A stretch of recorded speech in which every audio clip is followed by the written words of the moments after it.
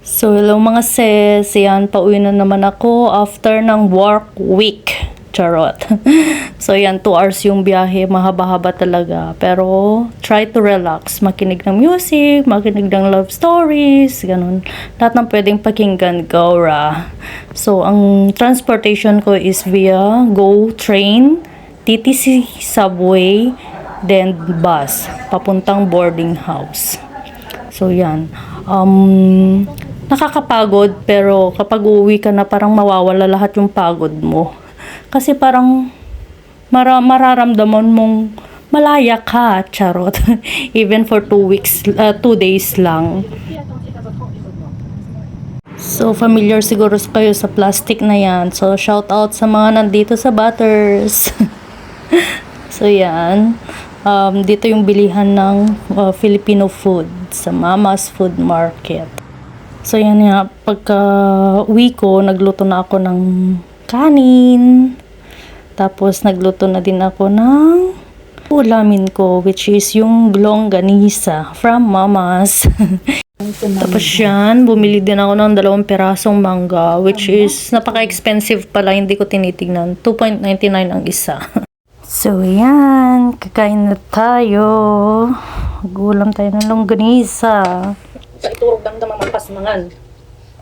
So, ganito kapag mag-isa ka lang. Awan, tigin na ungin, ganun. So, lalagyan mo na lang ng kanin tsaka ulam yung plato mo. Then, kain na. Okay naman. Lang naman yung lasa. Anyway, dito, weekender yung lagay ko. So, every weekends lang ako umuwi dito sa boarding house na to. Mas okay din kasi makakapagpahinga ka talaga. Kasi naranasan ko na din yung mag-i-stay sa bahay ng employer mo, ganun. Hindi ka nga lang makakapagluto kasi wala kang sariling kusina. Unlike kapag nasa boarding house ka, makakapagluto ka, makakain mo yung gusto mo. Kasi sa mga ibang employer, hindi pwedeng kakain ng baboy or puro kosher lang, ganun. Kaya mas okay din na mag-exit ka or lalabas ka every week, day off mo. Kasi dito sa Canada is 2 days ang off.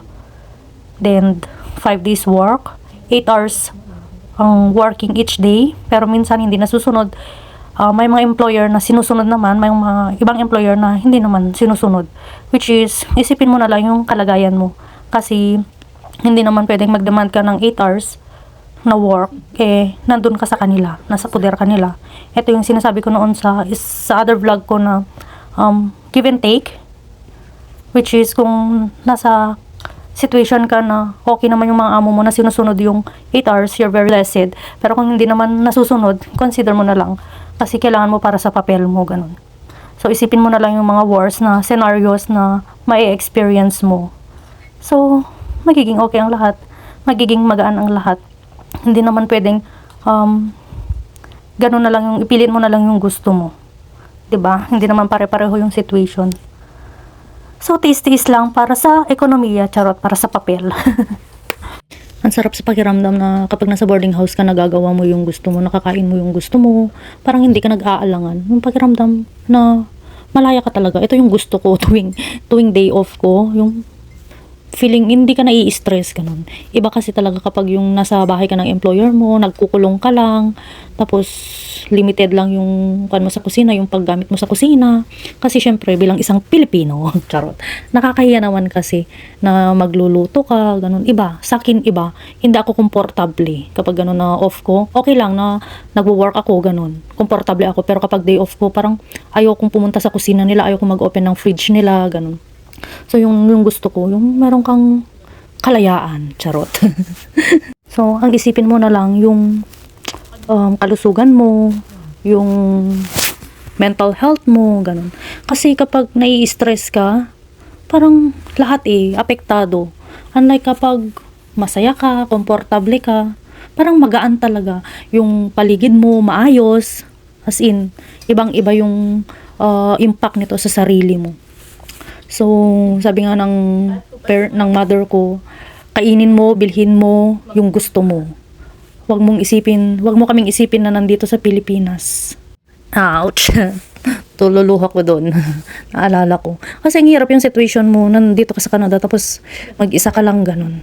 Tapos, parang dinagsakan ng problema. Ang hirap. Parang, oh my gosh, ang hirap yung may problema ka na nandito ka na mag-isa ka lang ganun. Kaya, sabi ko, ayoko na. Gusto kong maayos lahat. Ayun, buti na lang meron tong boarding house na nakita ko sa Facebook. Parang panatag din ako. Kasi, mahirap talaga. Anyway, okay naman na ako. Parang settled na din ako, paunti-unti, ganun. Gagawin natin ang best natin na maging maayos ang lahat. Pray always. Yun lang. Di bali nang gumasto ka para sa sarili mo. Basta mag-isa ka lang eh. Wag mong pababayaan ang sarili mo kapag nasa malayo ka. Yung family mo sa Pilipinas, marami sila dun. Marami silang nagtutulungan, ganun. Parang babagsak ang katawan ko, charot. Ganun. Anyway, pass is pass, kaya ikain na lang ulit. Charot.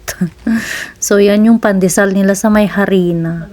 So, simula nung natikman ko tong pandesal nila, itong malunggay. Ito na yung lagi kong binibili. Hindi ko pa natikman yung plain nila. Masarap to. As in, malambot siya. Even if how many days na. Bagay na bagay ito sa maulan na panahon. Kasi, masarap eh. Masarap ikape.